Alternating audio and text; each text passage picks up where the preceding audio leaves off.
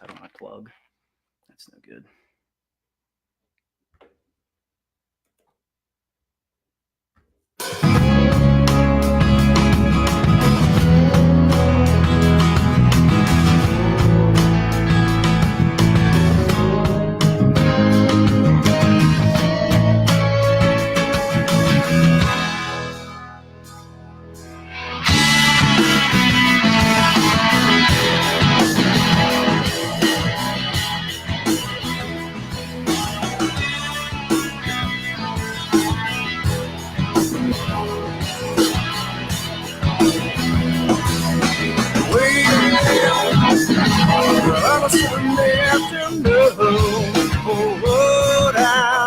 Between the lines,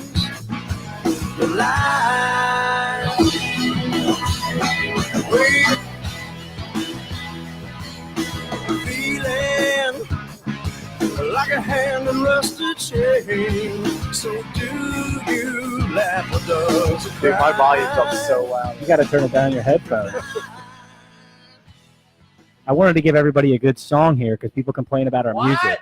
I don't want to hear anybody complaining about some STP, Interstate Love Song. What is up, everybody? That was loud, man. Was it loud?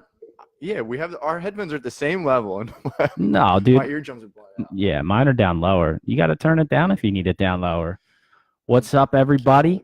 Thanks for hopping on the live feed. This is a very special Friday night edition of the From the Hill podcast. We got a big new development going on here, which is just we're super excited about. We were able to hook up this iRig 2 that I got here into the mixer so we can take calls live on the feed via my cell phone.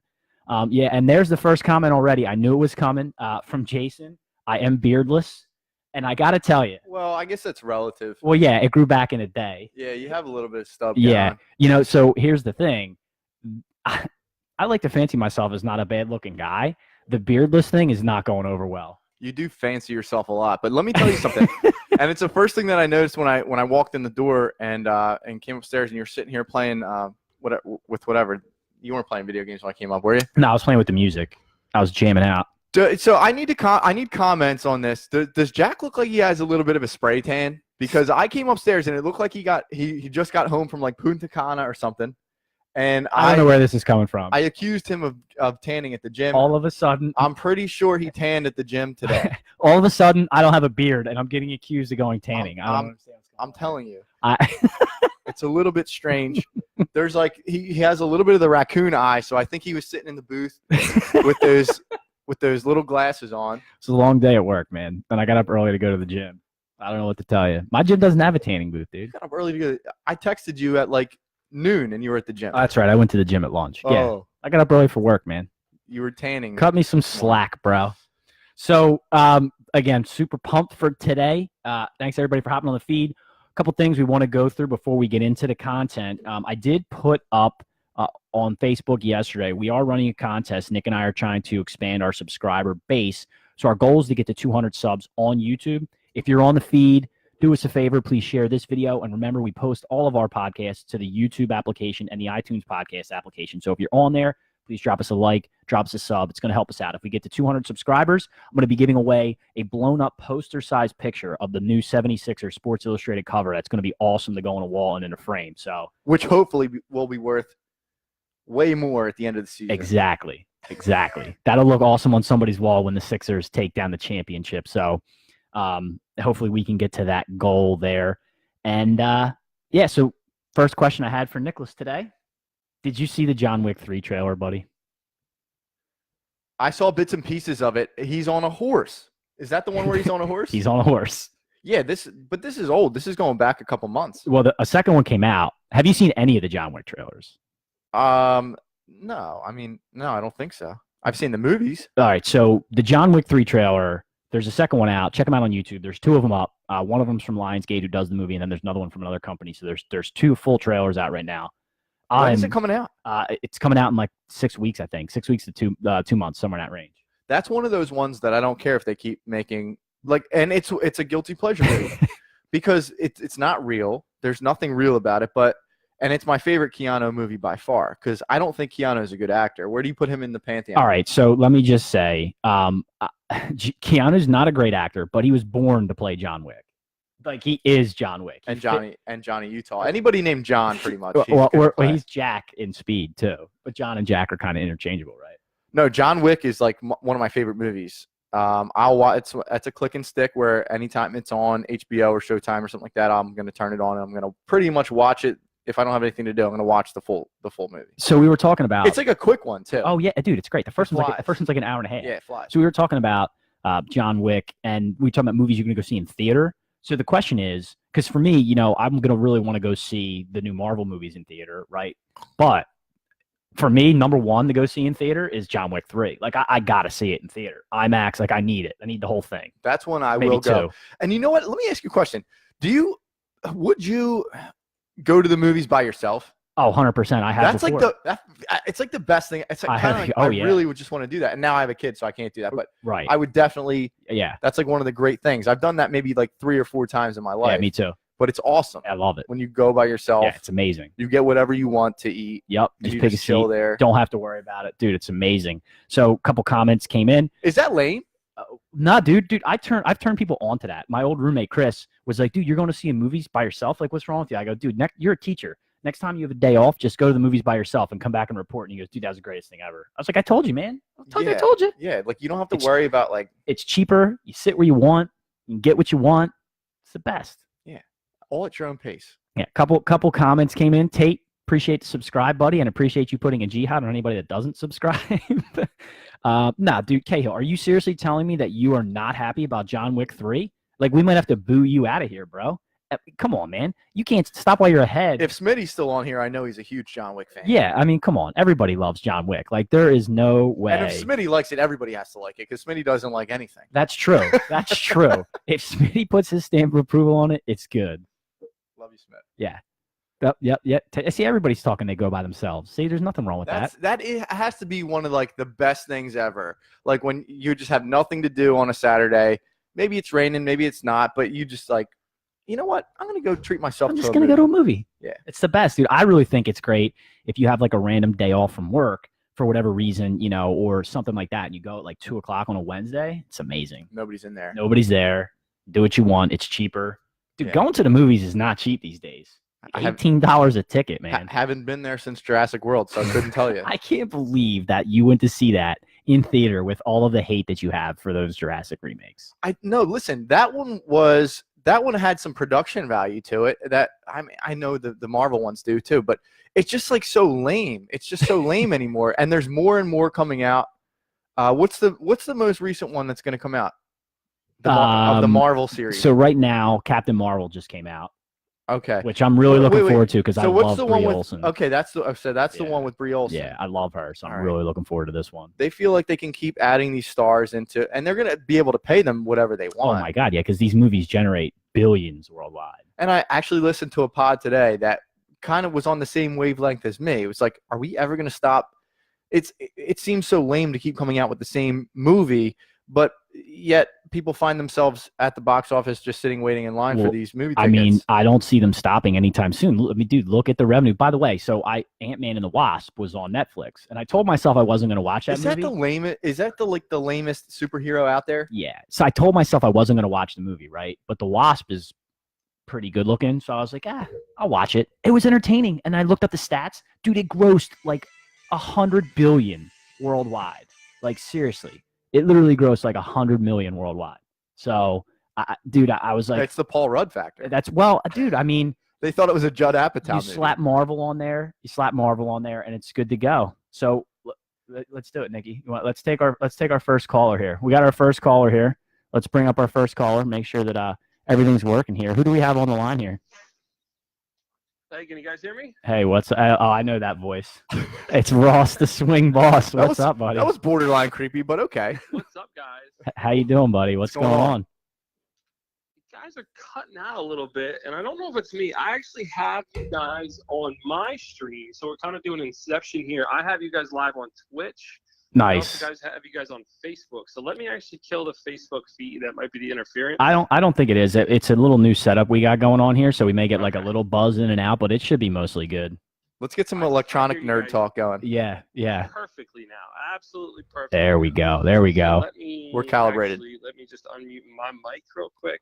So Michael Smith, who's Tate Smith? hating on Brie Olson? He says she has foot fungus. No way, dude. I love Brie Olson. So you know one movie I love Brie Olson from is Scott Pilgrim vs. the World. That's kind of like a cult classic type of movie, and she's great in that movie. Ross, how do you feel about the Marvel series and like the amount of movies that they're coming out with, and how lame it is that they're coming out with movie after movie after movie?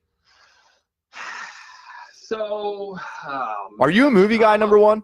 Yes. So yeah, I'm a movie guy, and this is like wheelhouse for me, right? Like I grew up like loving non-realistic movies and stuff. So like I grew up watching Transformers. Favorite series is probably Transformers, even though it's like a little bit over the top with some of them. But like even as a kid, that was my favorite thing ever was Transformers. Like the new Ninja Turtle movie was kind of cool when they redid stuff like that. But like getting into the Marvel and all the superheroes and stuff, like I'll tell you right now, like my favorite is Iron Man, and not the Iron Man series, just Iron Man 1 and some of Iron Man 2. The rest are kind of whatever. I'll still watch them if they're on. But right. And Thor, those are my go-tos. The other ones are kind of like whatever.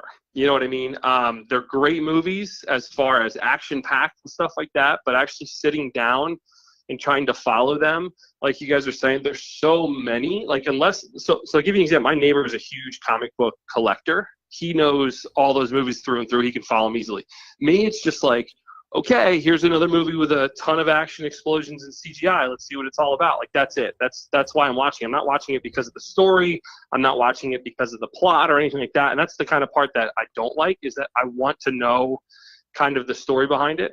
Like the last Wolverine movie, and I won't spoil that for anybody, but Logan. like I was so pumped going to see Logan because of the storyline with the daughter and just all these other things going on in there that I was pumped for that. So like these newer movies, I'm like, what the hell's going on? Did you like Logan? I thought Logan was one of the best ones to date. Absolutely. Yeah, Logan's Absolutely. amazing. Yes, okay. Logan is. I'll put it on my list. What, like 2-3 years old now? Probably 2 I years think old. it's 2. Yeah, Logan's 2 years old. Yeah, it is extremely well done. They did not make Logan OP, but they've actually paced themselves with the X-Men movies, right? Yes, they've paced themselves a little bit. Yeah. Now every other month there's a like a is it Marvel or DC that all these movies are? Well, there's both now. Because I keep saying Marvel, There's right? both. The DC And that's ones the other keep thing. popping in too now. You have all the DC So ones coming in. what's X-Men?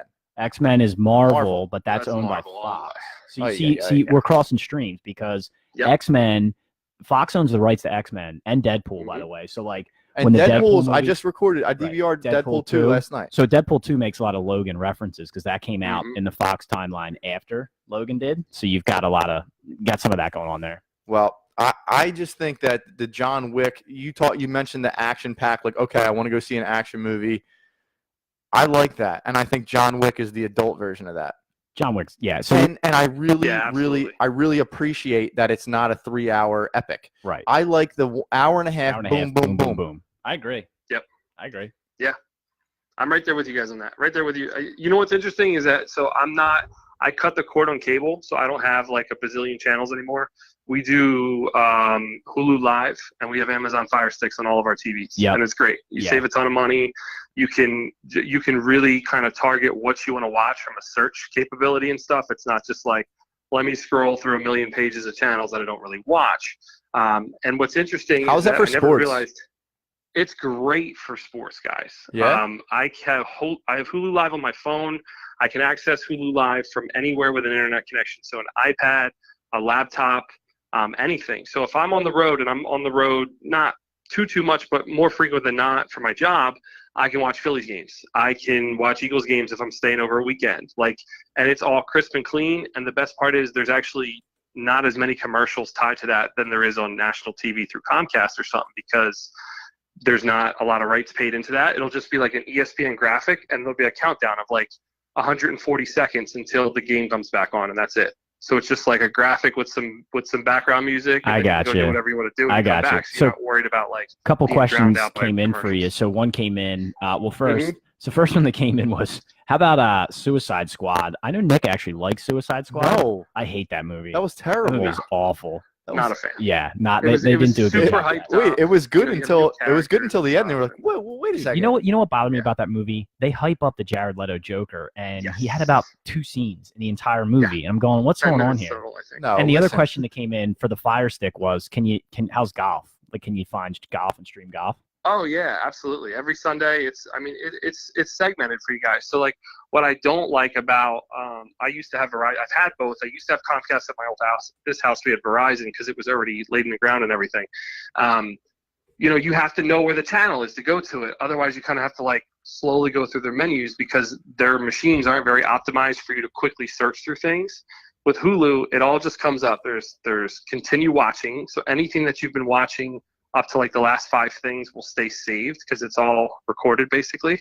And then from there you can go to live. You can see everything that's on live. If you click live, it'll segment that down to popular, what you like, safe stuff, sports, kids, movies, whatever. And then you can just go into movies and find live movies or recorded movies and you're good to go. Interesting. It's literally so much easier from like a user experience and user interface.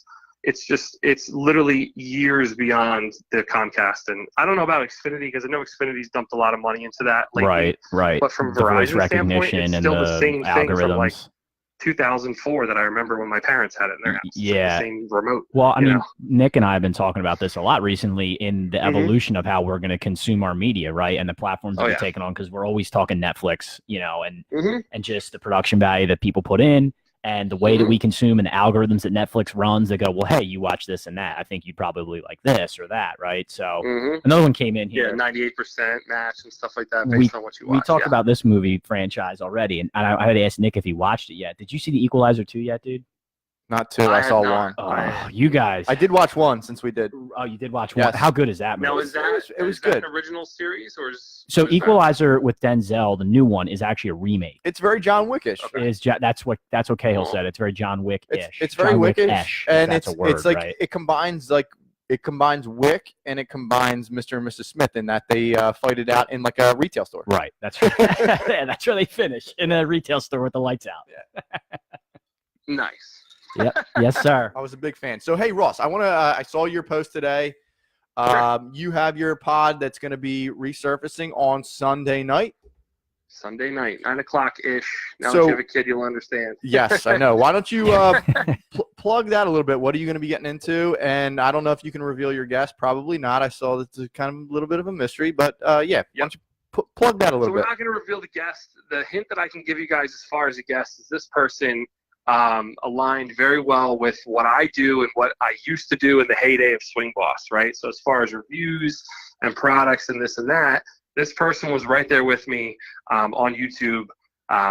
We were basically compliments of each other. If it was a bat I didn't swing, this person might have been swinging it. If it was a product that I didn't swing, maybe this other person from this other genre that I might be that I'm going to be interviewing on Sunday did have. So we're going to have a lot to talk about, but it's interesting because we're going to talk more or less about kind of life now and not the heyday of what we used to do, because he put a post out today about why he got burned out from what he was doing and kind of why I got burned out from it too, right? Now, like, I had 2 kids, he didn't, but it's a different story. Like it's the same island, same ocean, different island. We both had our reasons as to kind of why we got burned out, and we're going to go into that. We're going to talk about that. We're going to talk about kind of life today. We're going to talk about just like what we're doing right now. We're going to talk pop culture, sports, anything kind of going on. And I'm actually kind of gearing the shows more towards that now because I have a lot more fun doing that. Like, you guys could probably imagine how old it gets talking about the same stuff all the time every year when it comes to softball. Sure. Like, there's really only so much you can talk about in softball. New bats, new teams, new players are with. That's about it, right? Right. And then there's all the drama that comes along with Oh, it. So yeah. you can kind of burn out quick. So it's more fun to do the stuff that you guys are doing, and I actually admire you guys for having these different topics and stuff, and that's why I enjoy calling in and coming on your guys' show and kind of being on the other side of the mic, so to speak, and have fun with it. Yeah. So, and a couple things. So that's why we're Mhm. kind of really excited about the icebreaker that Mhm. Josh Kennedy's putting together, right? And we're going to put Yes. some more details up for that. But obviously, he's got all the details out. But we're, I don't want to reveal everything that's going on yet because I don't think that the live draft is set in stone yet. But we're working on getting there to live stream that for everybody. So we'll put together something, a nice fun event for that. And so are you going to be streaming this on Twitch, Ross?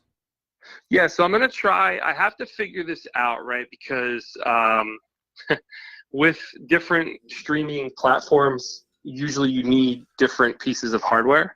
So like my capture card, I can stream to Facebook, Twitch, all those, any of them, right?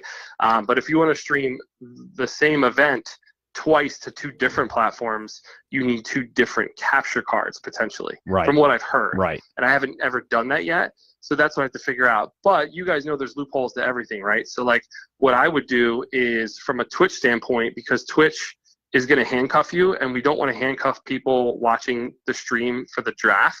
What I would do is I would do the full production part on Facebook, and then I would just record it on Twitch for fun to have on my end for anybody on Twitch that wants to see it. So makes sense. That's basically how I would just do it through a cell phone because you can record from Twitch on your phone now. So Tate brings up a point. It's something that we've been talking about, and I didn't get a chance to look into it this week, but he believes that there's some software where you can migrate your platforms together.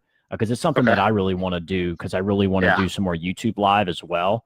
And Tate says he's looking into it. Tate has his own podcast that he does, Tate Time, where he does on Facebook as well. And because Facebook is so easy, right? Like everybody can jump on and see you, but you want to use your other platforms. And so, by the way, I want to leave you with this. Go ahead, plug your Twitch and hang on till the end because we're going to be talking about Twitch at the very end of today's podcast because obviously I'm getting myself into Twitch.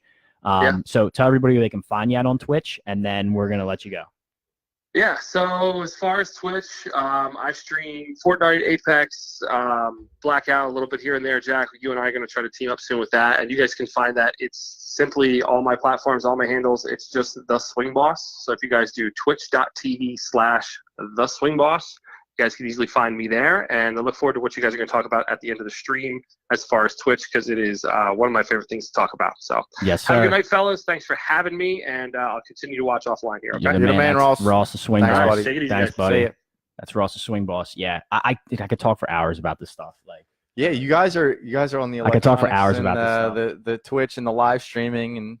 That's great. I just don't play the games. I know. Well, Is it mostly for gaming? Well, Twitch's primary platform is for gaming, but you can stream anything you want on Twitch, and it makes it really easy to stream. So there's other things that I won't go into that we may talk about at the end just a little bit. But there's so many ways to use Twitch. I mean, people stream everything on Twitch. So it's great. Twitch is a great platform. Sports? Yeah, oh yeah, everything, dude. Oh, well, let's talk sports. People stream like live card games, sports, everything. So like what would they be talking about now? So where I wanted to start, and this was a big thing in so many different ways, and it's so controversial, and it's where we live, is Zion Williamson, right? So my man gets hurt in the UNC game in the first 30 seconds, and he gets hurt in one of the freakish ways that you're ever going to see a basketball player get hurt. He goes to take a step and rips right through his shoe. Right. Rips right through the bottom of his shoe.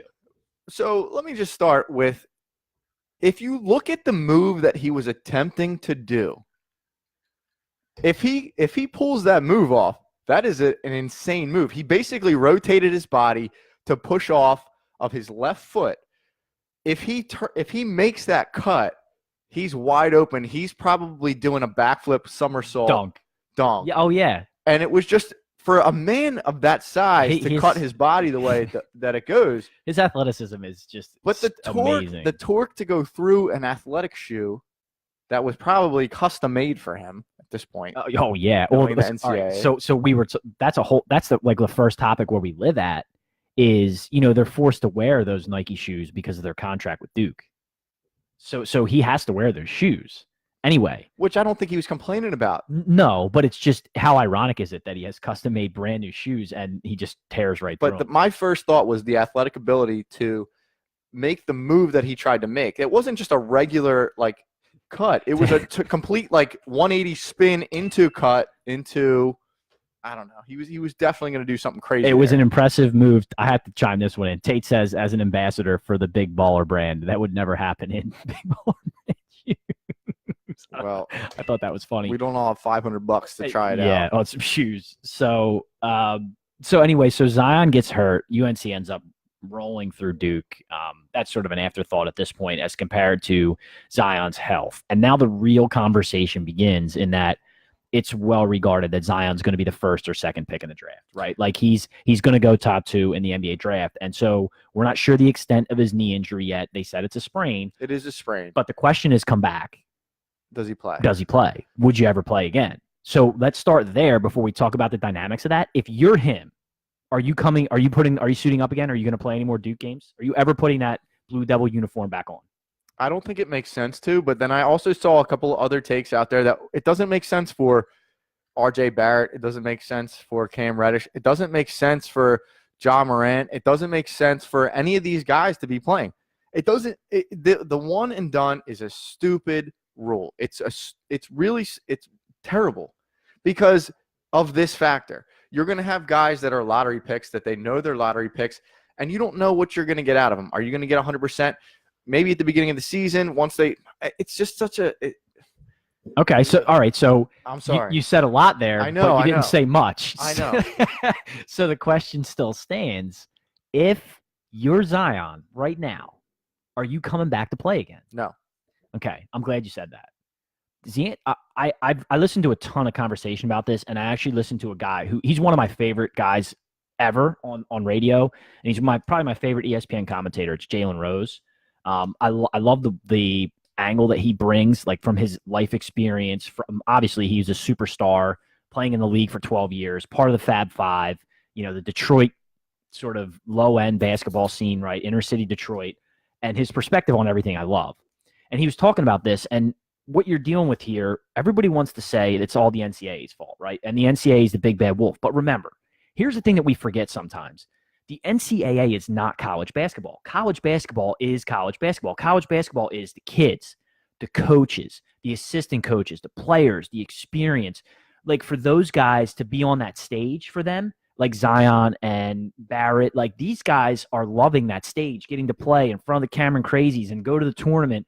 They're getting to play basketball, man. Like, and they're getting that experience. And while I agree with you that those guys should be able to go straight to the NBA, I agree. There's no question. Actually, today, which is no surprise, the NBA Players Association filed a motion to the NBA to have the age lowered from 19 to 18 to enter the league. So I think that's going to happen. Adam Silver's progressive, right? Yeah, and I'm going to, you would actually get a better, for lack of better terms, a product in college basketball if you took the one and done out. I really feel that because then you're going to get guys that want to be there that don't need to be there. Right. They're not being forced to be there. There are so many guys in college basketball that they're there only because they need to be there.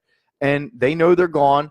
You might get some sort of effort from them just to kind of showcase their skills, let everybody know that they're still there. But you're not going to get that diving on the floor, that type of college feel, that gritty type of game that you really like. Well, let me ask you, do you think that like Zion and Barrett and these guys are not playing their hardest because they know they're one and dones? I feel like they can take their foot off the gas a lot. That North Carolina game, once Zion went out of that game, I mean, they had no answer for North Carolina. North Carolina played a much grittier game. Sure. I mean, North Carolina may dominate that game without Zion. They beat them down. For sure. Now North Carolina has a couple NBA prospects, but they're not with the prestige that Duke is, right? So once Zion went out, all that strategy went out. They had no answer for them in the middle. They had 1 million points in the paint. Oh yeah, I mean right? They had 30 and 15. I mean, they were grabbing all the offensive rebounds. It just completely changed the game because you have a legitimate NBA starter. You have a transcendent college player there. Somebody that may, I don't want to say this right off the bat, but maybe an NBA all-star type player in the middle of that lineup. Sure. So I just feel like you need guys that want to be there. And not guys that are forced to be there. I think you'll always get a better product that way. I think on a different path than you do. I think that the one and done rule is stupid because I think guys should just be able to make the jump and not have to go to college. I know some guys have done the overseas thing. Brandon Jennings, he succeeded. I don't think that's true. But I don't think they should. I don't think that rule should be in place. However, I don't know if the college game will get better or worse from having one and dones. I think it's brought in a different type of excitement. Guys who would not have gone to college before are still there. I still think, seeing guys like Zion, and I'm trying to think of other like one and done guys who made splashes in college, like Kyrie Irving played like 10 games for Duke. But I still. But you don't think it's a joke? I mean, and I mean this seriously. I know people might not agree with this, but these are academic establishments. I know. In the long run. I know. Right? That's the problem. So that is the real problem. I'll give you a perfect example of this because he's close to home. And I bet if you could sit down with him, because by the way, I love this guy like to death. I bet you if you could sit down with Ben Simmons, right? Ben Simmons went to LSU and had to. But when you looked at Ben Simmons could have played in the NBA when he was 16, right? Like Ben Simmons had the size. He already had the basketball IQ. He already had the game. So like Ben Simmons having to go to LSU for a year is just kind of like, what are we doing here? Like, I know I'm going to be the 1 or 2 pick because he's already NBA ready. He's got a body, everything, right? So him having to go to college, yeah, that was a joke. Like Ben Simmons having to go to college was an absolute joke. That guy could have stepped in day one and played in the league. Yeah, I mean, it also takes a little bit of pressure off the NBA organizations themselves in doing that type of scouting. So, you're going to have scouts that are going to need to sit in high school gyms now instead of watching them play against higher competition. I feel like that onus needs to be put on the NBA and not bring them into college. And if you're going to pick players for your organization, I mean, they should be able to come right out of high school. Well, they're adults at this point. What the NBA wanted to try and cut out, right? Because it started with the Kevin Garnett's and Kobe Bryant's, and all of them were successes in the beginning, right? Because all those players were clearly NBA ready. But there was a lot that weren't. But that's my point. So then as you started to arc forward and guys started jumping more and more, the NBA are wasting essentially top 5 picks on guys who are not ready, maybe not ready this year or next year, right? Like, and so but I feel like it becomes a guessing game. I feel like that's a good thing. I agree with you. That's the way it should be. I feel like that increases parity in the league. No, dude, I agree with you. That's the way it should be. If a team thinks that this guy can help them now or can help them in 3 years, and he's in high school, he shouldn't have to go to college for a year. He should be able to jump directly to the NBA, get paid, and if he fizzles out, well, that's on that team that took him, right? And on him. So it also increases that talent pool, right? So that you're now not having to tank for 1, 2, or 3 guys. Like, sure, you're now opening up that field a little bit where you can pull a younger guy that might have more talent or might look better at the time than somebody that's the top college player. Now it's, do I want to go after this top high school recruit? Right. Or do I want to go after this top college guy? Right. And that changes things as well. Oh, sure. So, will the majority of these kids probably come out of college, and will you have this situation where you're tanking for a high school kid every once in a while? Yeah. I mean, that's going to happen. Think about it like this. But you can also swing and miss. Think about it like this. Everybody would have been tanking from Zion last year. Like, you saw Zion in high school last year. Everybody would have been tanking from him. Yeah, but he wasn't even – RJ Barrett was the number 1 recruit. I know, but you looked at Zion, and he was already that size in high school, right? Like, he was that athleticism and that size. And in the NBA, I'm not saying RJ Barrett's not going to be a great pro. Actually, I have something I want to talk about with him coming up here before we move off of basketball. But man, Zion, that shooting in that game was awful. Zion is just the freakish athletic size that NBA guys just drool over, right? Because that's how the NBA is played. It's played above the rim. It's played moving, like in space. And Zion's so big, so strong, so athletic. So as a 6'7" guy, I mean, how do you think he fits into the NBA? I mean, dude, I know he's a monster. He's a 3, dude. Everybody's like, well, no, he's like an undersized 4. No, he's a 3 because he's going to play that stretch 3. He's so athletic. He's going to be covering guys. When you say stretch, is he going to shoot it? Oh yeah, he's going to shoot it. You think so? Oh, absolutely. I mean, he's shooting in college. He'll develop a better shot. Need a little work there. But... Yeah, he's shooting in college. He'll develop a better shot. He'll absolutely continue to shoot, and he'll shoot in the NBA. I mean, we'll see if he can extend his range, right, to the NBA 3. But that's one of the great things about seeing guys come from college. Like, can they extend their range? And to that point, good straight man. We were talking last night. Let me ask you a question before we move off of basketball. So last night this came up, and I had 2 folks at the TK Club on Cornhole Night telling me that they think that free throw shooting was better in college than NBA. And I said, wait just a minute. Free throw shooting is way better in the NBA than in college. So I made them pull up the percentages, okay? Who do you think won that argument? Was I wrong that college shoots a better free throw percentage? or was I right that NBA shoots a better free My throw first percentage? thought is you would never bring it up if you were wrong. So Boy, that's smart. And your second thought is I'm never wrong. So the NBA free throw percentage is around 71%. College hovers around 66%. okay. So it's a significant drop. Well, it makes sense. I Uh, mean, well- you're figuring you're having more the big man that can't shoot free throws. You're getting that in the NBA, but then you're getting that times a million in college. Right. So, So- and what you also get is what you're also getting in NBA versus college, and this is what I talk about all the time. You get in NBA, these guys are pros. Like they shoot thousands of shots a day. Not that college guys don't too, but they're in college. That doesn't necessarily mean anything. They're in college. And so, you know, you're still going to school when you're a younger kid. You work on your craft. If you look at all the best free throw shooters, right, like from college into NBA, we're talking about all-time guys that shoot 92, 93% in NBA, like Steve Nash, Chauncey Billups, JJ Redick. All of their free throw percentages increased as they got into the NBA and got older. Why? Because you became a better shooter, right? Like That's all you do. you got better at it. So it's just a natural progression. And the fact that people would tell me, like, I think they shoot better free throws in college. I'm like, hey, do you watch the end of a college game? Every time they foul a kid, he goes 1 out of 2. They'll foul the kid that shoots 85%, and he goes 1 out of 2 because it's just the way it happens. I mean, like, just they're just not as good. just the numbers alone with the amount of college teams. That too. Yeah, that I mean, too. You would the odds alone. I mean, Right. You got Not good you know, percentages. what, 140 Division I schools or whatever in the Right. pool, something like that. Like, yeah, of course. Like, come on. So well, let's we're gonna go to a call here, and we're gonna see what our man BK from the BK Lounge has to say about Bobby the K. what's his basketball takes. I know he's a big basketball guy. Bobby the K. What's up, buddy? Yeah, what's going on? First off, let me say, congrats, Boo-ha. Thanks, buddy. Congrats. I haven't talked to you since you had it. Appreciate it. There we go. Yeah, Call my kid it.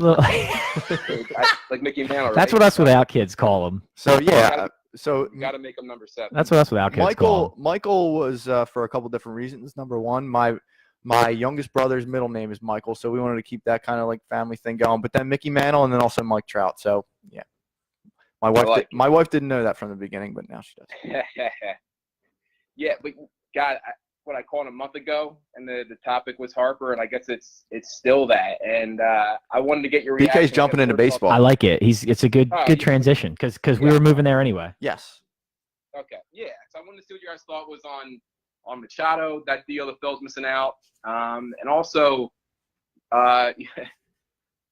what's going on with the Phils and Harper. I mean, I'll tell you what's going on. I'll tell you what's going on, Bob. I know what's going on with this. Boris is in a bad spot right now. Scott Boris thought that he was going to have these offers coming in to match what the Phillies initially put up, and he doesn't. And now that Machado is signed, there's a major issue where he's holding out because he thinks that he's going to get an offer above what Harper got, and he's not. These offers are not coming in, so he's holding out. And he's trying to figure out how to play his cards. That's really what I feel. I agree actually, and I think you're really cutting out on me there real quick.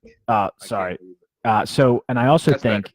That's better. what's going to happen here, and is, I mean, I think that the Machado signing. First off, It's Boo-ha, I can't hear. we're going to talk about that a little bit in a second, but I think the Machado signing is really setting up Harper to the Phillies because the Phillies are in a driver's seat now because Harper has made it clear that he's the only one who he's out there for the money. He wants his max deal, and that's all he cares about. And so That's not the reports. The reports are that he doesn't want to play here. but that I don't agree with that. I don't know if I believe it either. Yeah, I don't believe that at all. I think that's been put out. All of this stuff has been leaked by Boris. Yeah, 100%. And they're doing so much. They're doing so much Technical like difficulties, mis- guys. Are we cutting out on you? Sorry.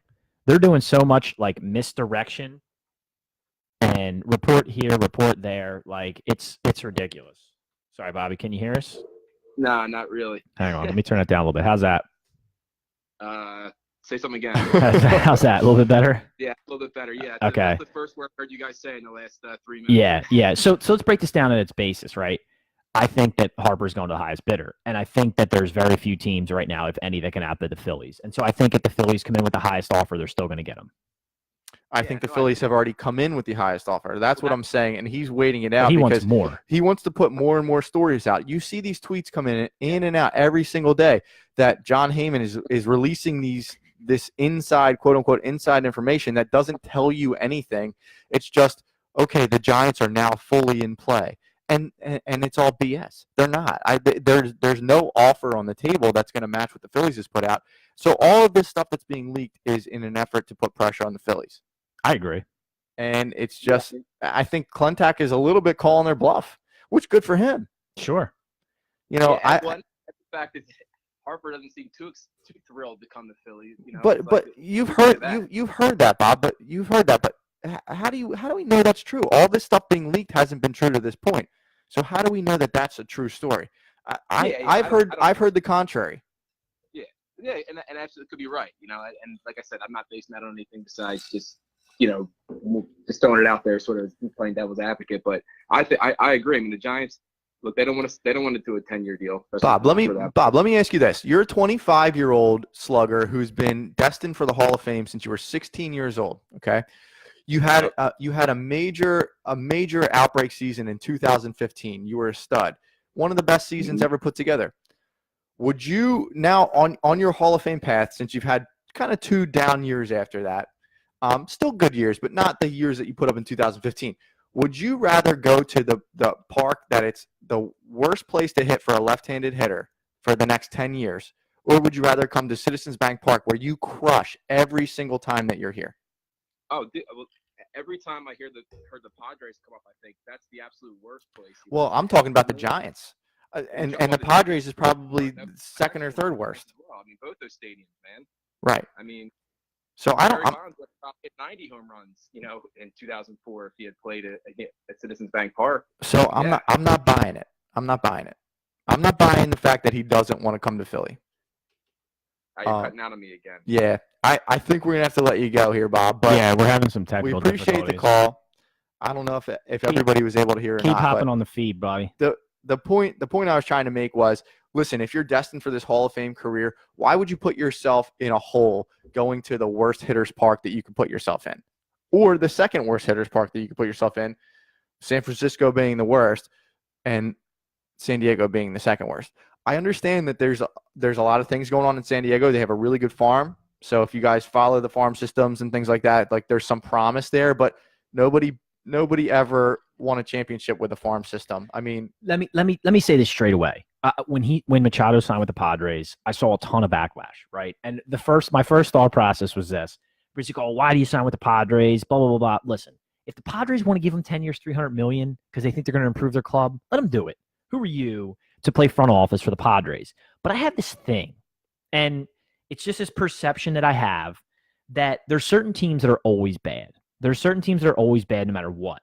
And in this group of teams, I have the Marlins, I have the Pirates, I have the Twins, I have the Orioles, and I have the Padres. And they're just always going to be bad to me. And I don't care who they sign. And I heard about their farm system. You know, I heard people talking about their lineup now, and now they just need pitching, right? I don't care. To me, the Padres will always be bad. That's just me. I hope that they turn it around, because then there's a second group after this of teams who, like, they're usually bad. But now that includes like the Royals, the Astros, but both of them have been good recently, like the Indians. So, and these teams go in cycles. Well, but this bottom group of 5 are just always bad. This is where you get into the no salary cap. This is where you get into kind of like the revenue Small sharing. market, big market. This is where you get into the financial aspect of baseball, right? And the Marlins have won 2 World Series within the last 25 years. By the way, the Marlins World Series wins are the craziest things I think I've ever seen. Yeah, they win and then they clean house. Blow it up. And, you know, they won. So to say that they can't win, not necessarily true. I understand that doesn't happen often, and it hasn't happened for a while, but they have won. They have a different model, and they have to. They have to compete with the Yankees, with the Red Sox, with the Cubs, with these teams that have such insane payrolls that there's no cap. There's no cap on them. The players now are acting like the luxury tax is almost a salary cap, and it's not. It's only a salary cap for a few certain teams. I mean, do you see where I'm going? I totally agree. And like, listen. When it comes down to it, it's not a salary cap for the Yankees. No, it's not a salary cap for the Red Sox. It's not a salary cap for the Phillies. When you look at these teams, when you look at when you look at the Red Sox, the Yankees, the Phillies, the Cubs, when you look at these major market teams, they generate so much money. And when the Phillies are good, they generate that much more money. And so they're going to get up to the luxury tax. Whereas these other teams, the teams I'm talking about, the Marlins, the Padres, they don't generate that money. So even though they get the revenue share from the league, their ticket prices, their opposing ticket prices, their local TV deals, they're just not on the level with cities like Philadelphia, New York, Chicago, Los Angeles. It just doesn't happen. The Dodgers, right? They have the payroll. It's just the way it is. It's a league of, always has been a league of have and have-nots, right? I mean, we talk about it for years. It's but we've also seen teams succeed being a have-not. Sure. Well, we were just talking about the Royals, the Indians. Right? Yeah, the Royals won World Series recently. You've seen that the Twins have been in the playoffs. Not last year, the year before they had a good run. I know, but they have they have this ability to build a farm system. So there's different strategy when you're a team like that. You have to build your farm system. The Twins have a decent farm going right now. The White Sox have a decent farm going right now.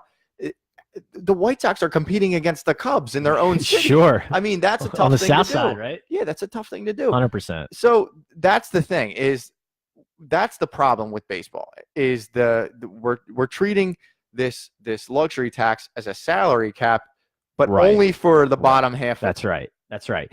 So Philip chimes in and he's talking about the misdirection that with the Bryce Harper stuff. I've said this because, Nick and I are both on Twitter a lot. I said this on Twitter. I stopped retweeting reports on the Harper thing because I'm like, this ridiculous. Is all bullshit. It's ridiculous. The next guy wants to tweet this out and be the first one to break it or put some misdirection stuff out there. Like, I stopped caring. Let me just tell you straight away. This is what's going on. Now that Machado signed for 10-year, $300 million, Bryce Harper wants 10-year, $350 million. And the team that gets closest to that without going over, right, as they do the same price is right, is going to win. And I still think the Phillies are in the driver's seat. Nick made a great point about the ballpark. Remember, the Nationals ballpark is a pitcher's ballpark. Why is he going to go to San Francisco or another?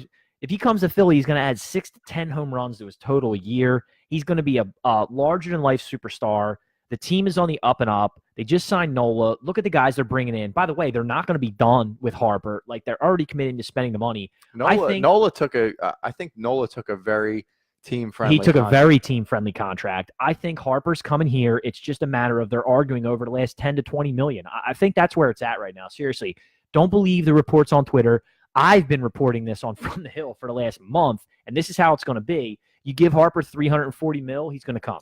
Like, that's it. Or you give him $330, obviously, wherever he wants between that. Whatever the gap is right now, it's between the $300 that Machado got and the $350 that he wants. And whenever you get to that number that he wants, that he's going to accept, he's going to sign with the Phillies. If you look at their last 3 seasons, though, Machado, you could make a serious argument. Machado's the better player. I mean, I don't even know if it's debatable.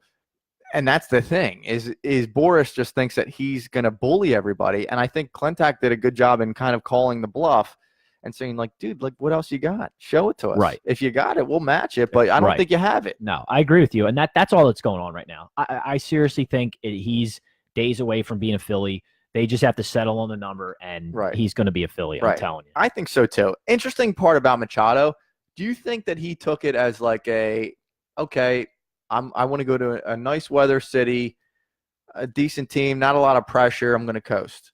All the above. Here's the thing. All the above, I think. All the above. Here's the thing. If they do develop this farm, that Fernando Tatis Jr. is a top prospect. He's the number 2 prospect in baseball. He's slotted at that shortstop position where Machado wants to play. So Machado had to know that and say, I'm willing to play third base. Yeah. I mean, so he's just willing to kind of, I don't know, not necessarily sit on your laurels, but just go to a no-pressure situation. Dude, I think all the above. He's getting his money. He's going to go out there in San Diego. There's no pressure to win, like you said. He's going to play third base. He's going to try and smash home runs. Dude, it's perfect for him. It's perfect for his personality. Johnny Hustle's exactly where he wants to be. They have a whole lot of guys on that team that were supposed to be, pretty big-time players. Will Myers. Hosmer hasn't lived up to the early part of his contract. I know he's only had a year under his belt there, but Manuel Margot was supposed to be this big-time player. There's just a lot of guys that haven't really lived up to the hype in San Diego, and I don't know if it's their development team. They have a catcher that's supposed to be coming up, Francisco Maia. We'll see if he's anything. Just like there's so many things that like there's just a lot of factors there that you don't know about. And for Machado to say, yeah, I'm going to sign, Dude, the bottom line is it kind for of him, points that way. I'll tell you, just kind of I'll tell you the out. bottom line is for him. There was not a single other team out there that was getting anywhere near 10-year, $300 million for him. There just wasn't. The market wasn't there. You saw what the White Sox put out there. I mean, the market wasn't there. He wanted 10-year, $300 million, and the only team that was going to give it to him was the Padres. The market, Machado thought that he was going to get 10-year, $300 million from multiple teams. And you saw what the White Sox offered. It wasn't even close. The market wasn't there what he thought. And by the way, to your point, you're right. The market's not there for Harper either, even though he wants it to be. It's not, because even though we talked about this comparatively to the other big contracts, even though these guys are younger, right? They are. And these 10-year deals aren't going to look as bad as the other ones that we've seen. It's still a 10-year deal, and you're still going to have this guy getting paid $35-40 million in the 8th year, and that never looks good, right? It never works. However, both of these guys thought that the market was going to be there, and it wasn't. And there weren't teams competing after them at the $300 million level, and they thought they were going to be. One of the things that I think that Harper does that Machado doesn't do, and it may be the only reason that it puts him over that $300 million mark that Machado got, is the number one, the fear that he strikes in the opposing manager from inning 1 to inning 9, because I feel like you have to constantly think about where he is in the lineup. Number 2, what he does for the players around him in that lineup. So you've seen over the years a lot of teams or a lot of players that have been in the Nationals lineup have really breakout years or even resurgent careers or years when it comes to guys like Zimmerman. Daniel Murphy has had a lot of success there. You have Anthony Rendon, who's had a lot of success there. You've had a guy last year, Juan Soto, who's been able to just come up and jump in like it was T-ball. And I think Harper plays into that. I'm not crediting him all the way for that, but I think that the mindset and the fear factor that he is there somewhere in that lineup. I'll take it a step further. I talk about this all the time, and I argue with our baseball guys that listen to the podcast. I wanted Harper over Machado. Analytics guys would tell you Machado is a better value than Harper. Why? Harper plays the outfield. Machado plays a premium defensive position. That's a defensive right? metric. That's a defensive metric. And obviously Machado hits for higher average, right? Like all the above. However, Bryce Harper brings certain intangibles that I've been talking about since I wanted the Phillies to sign him, which includes that pure raw power, the excitement, everything that he brings to charge the city and the team as a leader and as a superstar, and everything he brings, Machado brings none of that. Machado literally brings the opposite of that, right? He's like got that Bobby Abreu effect. Excuse me. And I hate to kind of throw Bobby under the bus, but it's like he brings that hollow number type of effect to a team. And I see where you're going whereas there. Bryce is the opposite. Bryce brings more than his numbers, which are going to be impressive no matter what. That's why I want Bryce Harper. Well put. Brings more than his numbers, I think, is well put, because there is an effect there. Number 1, with the energy level. Number 2, with the effect on the lineup. And number 3, the way the opposing manager really manages a game, which, you can talk about baseball and the managers not having that big an effect on the game, but there is always in the back of your mind there as an opposing manager that, hey, Harper is up not this inning, but the next inning. Or you have to think about where he's at. That's my only point. Totally agree. So if you guys are just jumping on the feed, we are still taking calls. I know we had some technical difficulties with Bobby there, but we would try another one. If anybody's interested, keep the comments coming. We're wrapping up here with our final segment, and I wanted to just touch on, of course we have to, a little bit of NFL. Yikes. So we had some breaking news here late this evening, and it's sort of a sensitive thing to talk about because the reports just came out, but Robert Kraft got himself into a little bit of trouble. He's been officially charged by the state of Florida for 2 misdemeanor charges of soliciting. He hasn't been arrested yet, but he will be arrested. Right. They're going to issue a warrant to his attorneys so that, he doesn't get cuffed and whatnot. But the most of the story that I wanted to pull out of the article that I read about it is the police said that they planted undercover cameras in targeted massage parlors, and they have Mr. Kraft on camera. So he'll be having the warrants issued for his arrest, and that's sort of been the buzz here this evening. And I just wanted to get your quick thoughts on the happenings, Prof. Yeah, so it originally started out, I guess, with a human trafficking investigation, led to the videotaping. So there's over 200 people involved here. Here's the interesting part. Schefter came out with a report earlier that Robert Kraft is not going to be the most famous person in this investigation. Is that right? Yeah. Really? Yeah, there's some more stuff coming down the line here that we're going to find out over the next few weeks. Shefty broke that? Big Sheft. Listen, when Shefty breaks It's something, real. I listen. If Shefty posted something about Harper, I'd retweet that shit. Right. If Shefty posts it, you know it's real. So that came out earlier. I don't know if he tweeted it or if there was a report that he said it, but Robert Kraft is not going to be the most famous person in this investigation. Another black eye on the Patriot quote unquote legacy. So there's like a weird dynamic here where most incredible franchise of all time, Robert Kraft here on the other hand, who over the last couple, I'd say 6 months, has been living it up like a rap star, hanging out with he's been hanging out with like a handful of rappers, going out to clubs. He's seen at clubs at night. Good way to describe it. Obviously, after the Super Bowl, he was seen like partying it up, and now this just kind of this is another black eye on the organization. It's just a weird thing. And now, do I think they're going to force him to sell the Patriots? No, that's not going to happen. But he's going to get a nice slap on the wrist. Yeah, I'm curious to see what the NFL does here, right? And I want to preface this. In the end, it's not going to mean anything to him. I really want to preface my next statement in that, obviously, if he gets convicted of these charges or does a plea or something, is guilty to it, there's no exception, right? It's all wrong. But I do hate how this happens in the media, where a report comes out right away that something happened, and then you're just guilty until proven innocent. Sometimes, because I'm into the whole making of murderers and confession tapes and all these shows, sometimes I just want to be like, hey guys, maybe let's let some due process go through. I don't know. I'm not saying the guy's innocent, and if the police are telling you they got him on film, like, obviously, but at the same time, like, this report comes out and it's just all of a sudden you're just automatically guilty, and I want to be like, hey man, this is America. Like, you do get a chance to defend yourself, right? Like, let's see what happens. Let's just give it some time to breathe. Listen, there's over 200 people involved in this. I think before any reports came out, there was due diligence done on the part of the investigation. I'm not actually speaking to like this specifically. It's just when these things come out right away, it's just like everybody jumps down their throat, and to the point where you're going, I agree in that, like, obviously they put their due diligence into the investigation, but it's just as soon as somebody on Twitter gets their hands on it, it just explodes, and then it's like, well, is this real reporting? Like, do we know actually what's going on? So sometimes I'm just weirded out by the way social media works. Here's a separate. As we're talking to social media. Here's the separate part of this is so Gillette is obviously the big sponsor, Gillette Stadium, obviously, and now they came out with the controversial ad.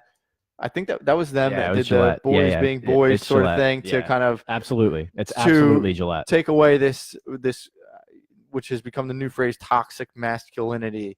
And so where does Gillette fall in this? Do they pull their sponsorship from the stadium, from the Patriots? Like, where do you fall on that?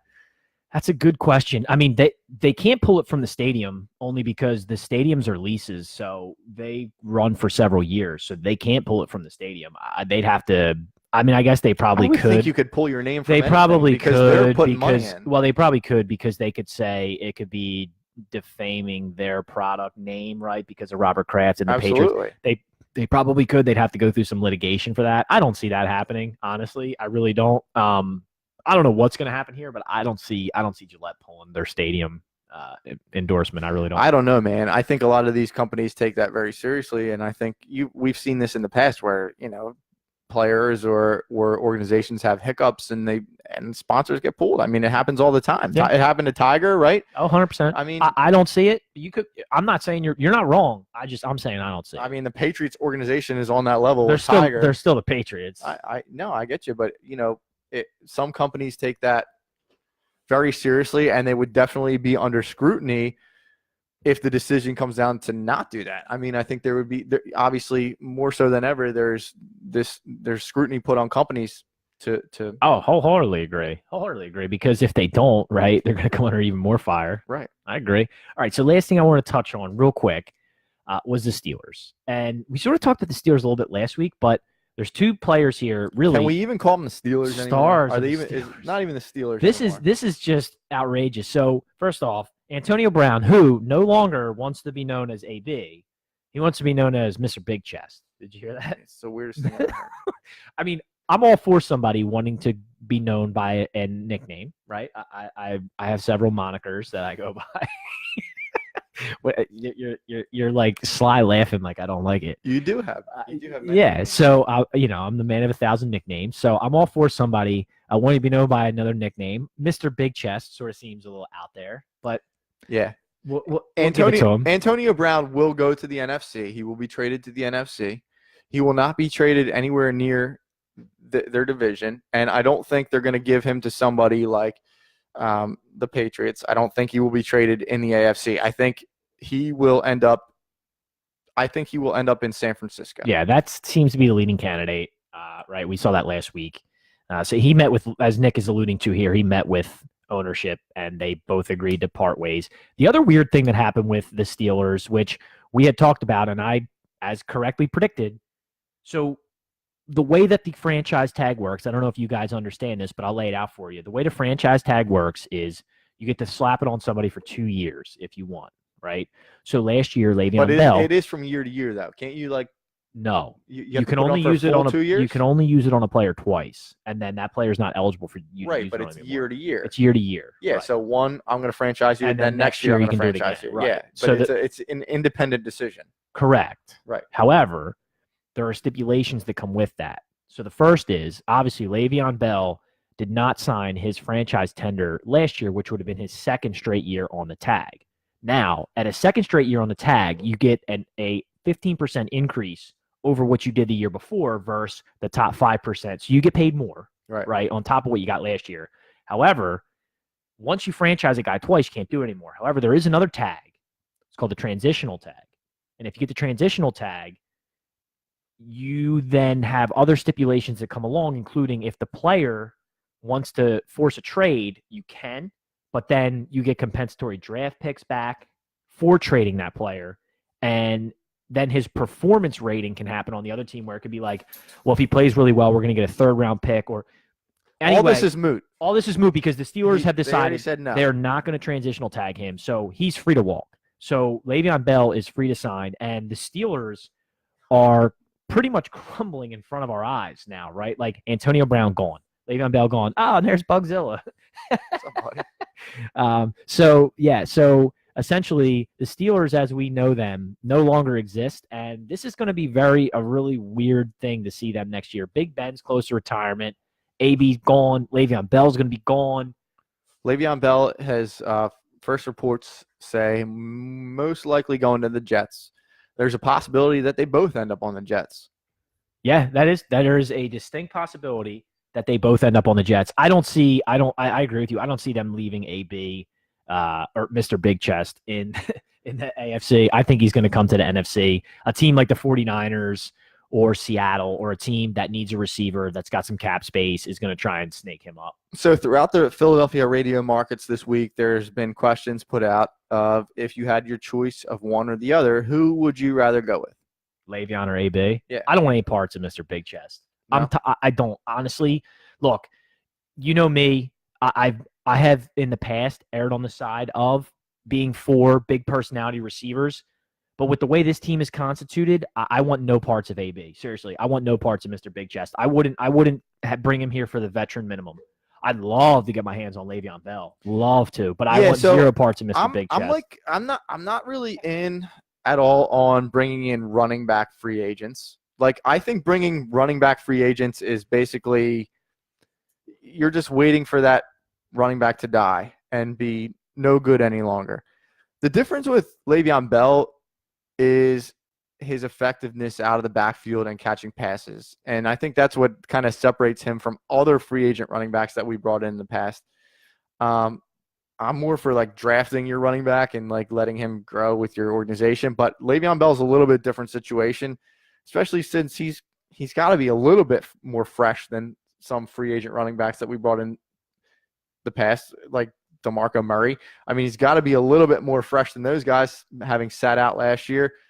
sitting out more than a year, I'm not sure if I like that. See, I actually play the flip side of that. I'm a fan of free agent running backs because I think that running backs in this league are so different. But like, who's been successful with that? LeGarrette Blount had a great year here for us, our Super Bowl year. Like, Yeah, I think you can listen. He's not the type of running back that like you're expecting Le'Veon Bell to be, right? But- He's not right. the Adrian Peterson But running back. let me ask you this: do you think if we sign Le'Veon for a 4-year deal, That's too long. it is too long, but that's what he's going to want, right? But I'm just going to throw this out there. Let's say we get Le'Veon for a 4-year deal. You don't think his first 2 years are going to be hyper productive? Because I do. I think his first 2 years will be hyper productive, and I'll live with the back end because I think the Eagles need to win now. I do. I think the Eagles' window is now, I and do, I would love but like to have I a guy said- like Le'Veon. like I in there. said, that's because of his ability to come out of the backfield and catch passes. Exactly. What he brings out of the backfield and running the Well, ball that's what is I so just dynamic. That's what I just said. I agree. That's why I would. I 100%. said I lean away from free agent running backs, but the fact that he is still younger, he is more fresh since he sat out, and he has the ability to come out of the backfield. He's got that. He's a more dynamic player than a guy like LeGarrette Blount or Jay Ajayi. But or, LeGarrette Blount or all right, so we're agreeing in principle, but not on everything. Because I disagree on. I love free agent running backs because I think you can bring a guy in for 1 or 2 years as a running back. With I the just way don't that see running- where that's been successful. When you I think it has if you look around the league. I mean, look at Go the ahead. Rams. It's C.J. Anderson. Oh, stop! Hey, Stop hey, for a game. Stop. it worked. Stop. It No, worked. I'm not buying it. I don't see that the success around the league. Marshawn Lynch moved from the Bills to the Seahawks and was great. If you look at guys that move, if you look at running backs that move, there's plenty of guys who have had great. Frank Gore. There's plenty of guys who move. Frank Gore. Edgerrin James, Clinton Portis. Frank Gore was nowhere near the player he was in San Well, Francisco. yeah, but he was 35 and he still had productivity left in him. I think running backs. If you get a running back and he's still got gas in the tank, I think it's fine to grab him as a free agent. And I would love to get my hands on Le'Veon. So, do you want Mr. Big Chest? I mean, I wouldn't turn him. You want Mr. Big I Chest? wouldn't turn him away. It's with him. It's I would. with him. I It's, would turn him away. no, listen. With him, it's all going to be. Would you rather have Nelson Aguilar or Antonio Brown? Well, but you're not comparing apples to apples because Antonio Brown is going to cost $20 million and Nelson Aguilar costs $3 million. No. It's going to be a trade. It's going to be what you give up. He's not Right, gonna, but he's still on a contract that he's on the last 2 years of an inflated contract. That's the piece you have to remember But too. you're paying for a top 5 receiver of all time. Not all time. Top 5 receiver in the league. No, now, yeah. of all time. No way. By the time it's said and done, he might be No a top way. 3. I'm not giving Mr. Big Chest. Mr. Big Chest is not a top 5 receiver of all time. Dude, I'm telling you, No way. look at what he's done over the last 5 years. No way. He I need to hear it on absolutely the. I is. need to hear the stream. Do you guys think that Mr. Big Chest will go down as a top 5 all-time receiver? I don't think There's any no way he doubt. can crack the top 3. There's no way he can crack Rice, Moss, Owens. It can't happen, right? You agree with that? So he's only got 2 spots left to crack. I mean, I'll tell you what, man. I don't really necessarily think that he's that far off. Have you watched him play? I know he's amazing. I know he's amazing. for I God's know he's sake. amazing. His numbers have been amazing. I don't want the circus, man. I don't want the circus in town because He's a different receiver than those guys, but he's been unbelievable. I'm not doubting his talent. Do you think he's the best receiver in the league right now? He's on the older side, but yeah, I mean, he's definitely in the top 3 right now. He's almost 30. Was he 30 or 31? 29, maybe 30. So, I mean, yeah, he's definitely in the top 3 receivers. Who right would now. you have? Who are your top 3 receivers in the league? I mean, it's hard to say because you look at somebody talent-wise and say, like, you want to put Odell Beckham up there, but you can't. Julio Jones, To me, athletic-wise- Julio is the best receiver in the league. but there's so many other guys that are actually putting up the numbers that these guys are supposed to be putting up. Right. So Michael Thomas has to be there. He has to be there. He's not there for me. He has to be. I don't go by that. He's close. He's not there for me. Why? My 3, you just named my 3. I got Mr. Big Chest, I got Odell, and I got Julio. I think they're the top 3. I I think mean, Thomas is probably 4 or 5. I'm on the spot. I think Hill is probably 4 or 5. Tyreek Hill, Yeah. unbelievable. I got Hill actually might be over Odell if I really think about it. But I'd have to go through it. We're on the spot here. That's the best way to do it though. Is on the spot. Well, do you want the athleticism or the speed? Well, And you it's got to not- choose. You got to choose. And Julio's got the size and the speed, right? I mean, to me, Julio. If you look at Julio, to me, he's the complete package of what you want in a receiver. He's big. He's 6'3". He's fast. He's got it all. Julio, if you build a receiver in a factory, what pops out is Julio Jones, right? Yes, but I would also tell you, if you want to do peak for peak, Antonio at his peak, I would take him over all those guys. The numbers he's put up over the last, I don't know how long it's been, at least 5 years. It's been unbelievable. I'm honestly thinking if he gives it another good 2-3 years, he will be in that pantheon of top receivers of all time. And I don't think it's even I don't even think it's a question. Okay, well, we got homework. We do this all the time. We got homework. We're going to take a look at his numbers, and we're going to come back next show, and we're going to talk about it. We got homework. Okay. I like it when we have homework. Good deal. Good deal. So So, yeah, I would take both of them. What would you give up for him? what do they want? That's going to be the thing. This is going to be so weird. They have to trade him, but what do you want? Right. It's like a loss of leverage type of situation. Exactly. Like Kawhi, like these other deals, right? What do you want? Or you can just let him sit there and just really shove it up his nose. I don't think I personally, with the Steelers and LeVeon But you also want to get value out of him. Yeah, you can still get something back. Like easily a team's going to give you a 2 or a 3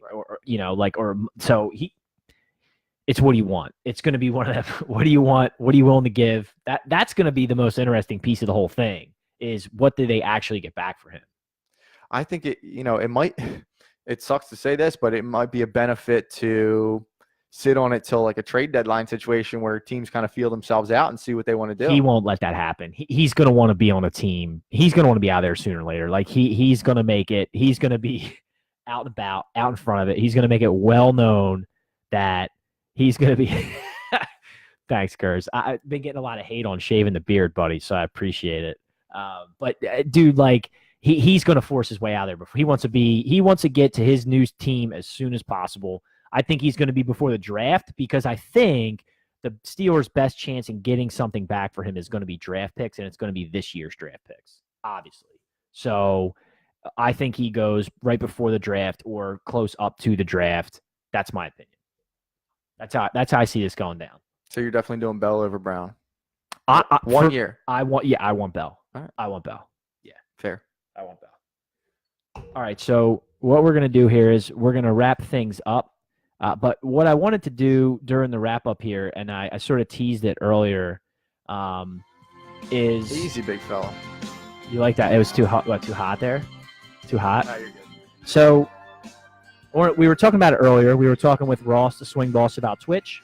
As you guys may or may It's not the know, Wallflowers. this is the Wallflowers. You know the title track? Don't look at it before you hear Sixth the Avenue Heartache. Correct. No, is it Sixth Avenue Heartache? I thought it was a Springsteen song. This is Jacob Dylan. This is Bob Dylan's kid. This is a great song. It's Bob Dylan's son. Shine 3 hours. We'll do a music show next time. A stranger cries. Dude, you're going all 90s on me. I had. Well, dude, my music performance last week was a little subpar, right? It was, but you were on the spot. I was on the spot, so I put some thought because into you had these. no idea what song you were playing. Right. Oh, I actually found the song, and that's a great song, but I couldn't find the right song at the time. I didn't have it teed up. Wallflowers, 90s. This is taking me back here. But yeah, we got into a little bit of everything. Let's get into some NBA next week. Well, I like these Friday shows. I want to keep the Friday shows going. We're gonna start getting into some NBA hard. I knew you have to tan and go back out to the bar. I don't know what you're talking about. So, so I wanted to touch on this real quick, guys. So you heard Ross, the Swing Boss, talking about Twitch. Definitely check out his Twitch. That's at the Swing Boss. I'm also on Twitch now, and I got to give a shout out to a buddy of mine who helped me get up on Twitch. So both of us are on Twitch, typically on the weeknights, streaming whatever games. Typically it's Call of Duty. We have messed a little Apex, whatever. If you're into that sort of thing, if your kids are into that sort of thing, Sonic the Hedgehog, right, Super Mario Sonic Kart, Tails, whatever. Bandicoot. If you're into that thing, if your kids are into that kind of thing, if your friends are into that kind of thing, throw them out there. I would appreciate the follows. What I'm doing there is I'm also doing giveaways for 50 follows on Twitch. We're doing 200 for YouTube for the podcast. I'm trying to get to 50 on Twitch. I'm at JRIP with 2 P's, 18. That's JRIPP 18. My buddy, Murph Games, he's helped me out huge. That's Jason Murphy. Give him a follow as well. That's at Murph, MURPH _ games. Give him a follow as well. We'll have the information in the description of the video. That's it. Nikki, you got anything else, buddy? Yeah. For the prop, swag. Walking home on those streets, the river winds hands to move my feet.